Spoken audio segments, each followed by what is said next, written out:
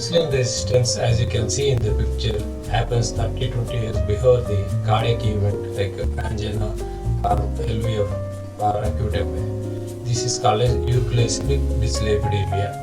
Number of cardiac patients are seen with normal blood sugar but with high LDL levels and low HDL level and high triglycerides.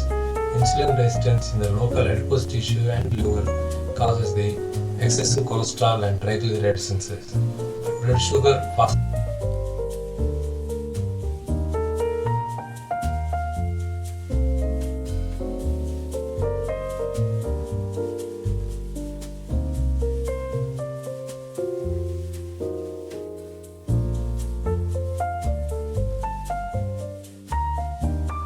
Blood sugar, random blood sugar, HbA1c are normal.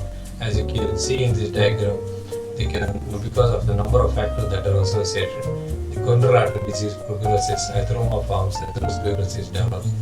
So we need to evaluate for every patient with cardiac with a HOMA-IR and triglycerides to glucose index, because root cause is insulin resistance.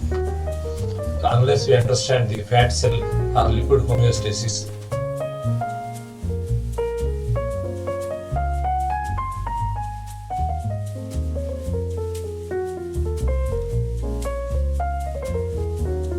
as long as the carbohydrate receptor protein is there in the adipose tissue, it increases the glucose sensitivity. So there will be absorption of the glucose into the adipose tissue. This will happen because of the carbohydrate receptor protein increases the glucose absorption into the fat cell and conversion into lipids. This is called as de novo lipogenesis. The insulin plays a major role here